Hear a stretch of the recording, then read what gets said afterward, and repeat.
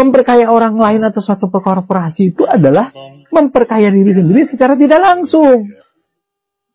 Jadi memperkaya diri sendiri secara langsung atau memperkaya diri sendiri secara tidak langsung dengan memperkaya orang lain atau memperkaya korporasi. Berarti orang lain dan korporasi ini harus terafiliasi dengan kita. Ponakan kita, anak kita, saudara kita, anggota separtai kita, atau teman kita, gitu ya? Gitu loh, atau kita punya saham. Harus begitu konstruksinya. Baik, Pak, kalau untuk Pak Tom Lembong sendiri kan dijerat ya dengan Undang-Undang Tipikor pasal 2 dan 3. Boleh tolong dijelaskan Pak sebenarnya unsur-unsurnya apa saja, dan kalau dikorelasikan dengan Pak Tom Lembong, apa memenuhi syarat Pak? Iya, pasal 2, pasal 3 itu sebenarnya delik material. Delik material, delik yang melarang timbulnya akibat. Akibatnya apa? Kerugian keuangan negara atau perekonomian negara. Bedanya apa? Bedanya cuma caranya saja. Di pasal 2 caranya adalah dengan memperkaya diri sendiri, orang lain atau suatu korporasi secara melawan hukum. Di pasal 3 caranya adalah dengan menyalahgunakan kekuasaan, sarana atau kesempatan yang ada padanya karena jabatan atau kedudukan. Jadi beda cara. Perbuatannya sama, yaitu menimbulkan kerugian keuangan negara gitu. Jadi yang mesti disebandingkan adalah perbuatan memperkaya diri sendiri orang lain atau suatu korporasi dengan perbuatan menyalahgunakan kewenangan. Ini dalam praktek banyak yang salah. Seolah-olah disebandingkan antara melawan hukum dengan menyalahgunakan kewenangan.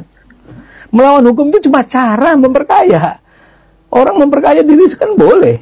Saya tiap hari memperkaya diri sendiri. Kan begitu. Tapi tidak dengan cara-cara melawan hukum. Jadi melawan hukum cuma cara dari satu delik.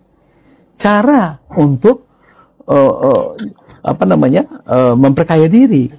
Jadi perbuatan memperkaya diri sendiri orang lain atau suatu korporasi secara melawan hukum inilah yang kemudian berakibat pada kerugian keuangan negara. Jadi kalau di situ dikatakan kerugian keuangan negara 300 miliar, maka dia terbagi habis tuh. Mana yang diterima oleh Tom Lembong dalam rangka memperkaya diri sendiri, mana yang diterima pihak lain, baik pribadi maupun perseroan, yang dimaksud dengan memperkaya orang lain dan memperkaya korporasi. Sekarang kita tanya aja, ada nggak hal yang kemudian bisa dikatakan Tom Lembong telah memperkaya diri sendiri? Alirannya belum jelas. Itu kan nggak ada, kan gitu loh. Atau memperkaya orang lain atau memperkaya suatu korporasi. Apa respon Kejaksaan Agung ketika kontroversi mengenai ini muncul? Tidak harus ada aliran dana kepada yang bersangkutan untuk dikatakan suatu tindak pidana korupsi telah terjadi. Toh kan bisa memperkaya orang lain atau mempercayai suatu korporasi. Ini juga suatu kesalahan fatal dalam memahami ini. Itu memperkaya orang lain atau suatu korporasi itu adalah memperkaya diri sendiri secara tidak langsung. Jadi memperkaya diri sendiri secara langsung atau memperkaya diri sendiri secara tidak langsung dengan memperkaya orang lain atau memperkaya korporasi. Berarti orang lain dan korporasi ini harus terafiliasi dengan kita.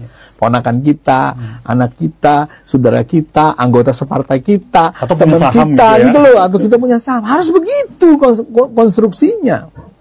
Jadi sangat tidak masuk akal kalau ada orang mau memperkaya orang lain, mau memperkaya korporasi, lalu dia masuk penjara tanpa dia sedikit pun menikmati hal itu, seperti Tom Lembong. Ini katakanlah seperti itu. Ini memahami unsur ini juga salah. Jadi kata atau di situ artinya bukan sebuah alternatif, tetapi sebuah pilihan kemungkinan yang timbul. Bisa memperkaya diri sendiri atau memperkaya orang lain atau korporasi. Jadi ataunya diulang 2 kali. Mestinya kalau seperti yang di-state oleh Kejaksaan Agung bahwa cukup memperkaya orang lain, maka atau yang kedua itu nggak ada, harusnya koma. Memperkaya diri sendiri, koma. Orang lain atau korporasi, baru artinya ada alternatif. Ini tidak alternatif. Dan memahami itu pun nggak benar.